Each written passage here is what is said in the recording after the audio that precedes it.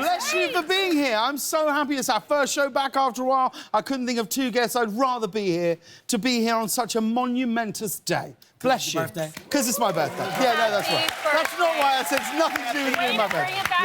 It's nothing to do with it being my birthday. Nothing to do with it being my birthday. Because it's our first show back. Hey, but it was is this right? It was your wife's birthday. Yes. Last week, is that right? And Nico's birthday? Yes, it was. Last week, you threw her a huge surprise party, which is hard enough if you throw it in the town or the city where you live. You threw it, because you're on tour at the moment, in DC. Yes. That must have been so hard. Did everything go as planned? No, it wasn't hard, because we did it, James. Right. We pulled it off. No, we threw her a surprise party in DC. That's actually where I met my wife, so it came full circle. I tried to do something nice. Had the trick her into coming in a day early before the shows. Told her I had some work to do. We could go to dinner before. Have friends and family there. Nice little intimate surprise party, live band, lots of alcohol, lots of dancing, lots of fun. I find it stressful throwing. I've thrown a surprise party once. I find it very, very stressful. You've thrown one for Dave, your husband, right? Oh, yeah. Oh, yeah. How did that go? Well, not well, James. Why? Well, it was in the first 4 months of us dating. I decided to throw him a surprise party. I had not yet met most of his friends. Right.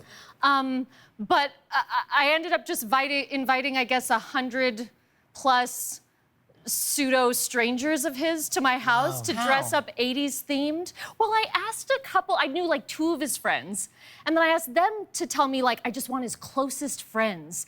And then it just spun and spun and spun out of control. And I learned right after throwing the party that Dave hates surprises. Does not like them at all. And didn't know most of the people there. It's weird that you say you invited some of his closest friends, because Dave and I are actually close. It's weird. Like, we did a Madden commercial together that I know you're aware of. Now that you say that, I kept remember. in contact since. Talk to him all the time. I didn't know about the party. Nobody told me anything. If you had told me, I would have told you that Dave doesn't like surprises. Doesn't have a lot of friends. But instead, you excluded me, which makes me say you got what you deserved. I'll allow it. Now, Alison, you just shot a movie. You shot a movie in the rainforest in Colombia, which I think is something I'm not interested in doing. On a scale of 1 to 10, how scary is it shooting out there with the wildlife and everything that comes with shooting in that part of the world? You know, the trickiest day was when I had a sort of coup staged by the local iguanas who descended upon my property.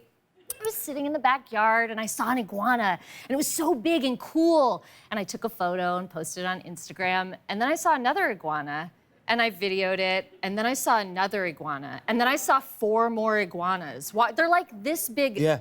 And they look prehistoric. Like, I don't know if you guys are hip to the fact that lizards are basically dinosaurs, but an iguana is like I'm watching Jurassic Park and Newman's trying to escape, and it's like, you know? So suddenly there's like 7 or 8 iguanas, and I just had to go get a broom and kind of... You broomed it. You got a broom. You know, look, I didn't want them to get any ideas like they could just come chill in the living room, start eating my food. I had to go out and give a little tappa, tappa, tappa. I did a little, I wasn't trying to get violent. I'm not trying to be too aggressive, but I had to be, you know, I had to assert myself. They all left. It's a huge cultural difference here. Oh.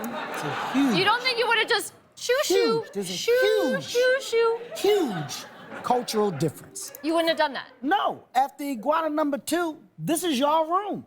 I'm not staying here. I'm out. Well, in your new movie, which we'll talk about shortly, in meantime, you shoot a scene. This is you and Mark Wahlberg with a giant tortoise. Yeah. You're okay with this? This is fine for you? You know what? I'm gonna give you guys a major spoiler here. That one's fake. So what they had to do for me was build a fake tortoise that looked real, because I wasn't comfortable picking up the real one. You know, tortoises like nobody's business. And I'm being real. I'm being real, because they eat. They eat all day. All that green run out their system.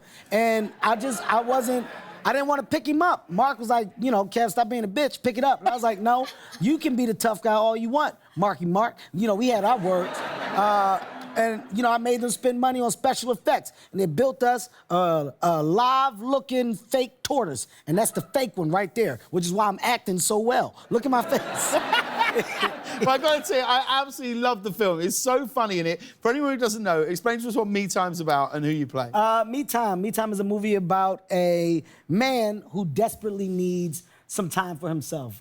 He's a father who's been engulfed into the world of family, and in being engulfed into the world of family, you sometimes forget about your life because his life became his kids' lives. And he and his wife agree that his wife should go see her parents, take the kids, enjoy some quality time with the kids because she's the worker, I'm more of the stay-at-home dad. So we kind of switch the worlds of opportunity, and I go with my old friend from school that I haven't seen, and we end up embarking on an adventure like no other, and my me time becomes a crazy time.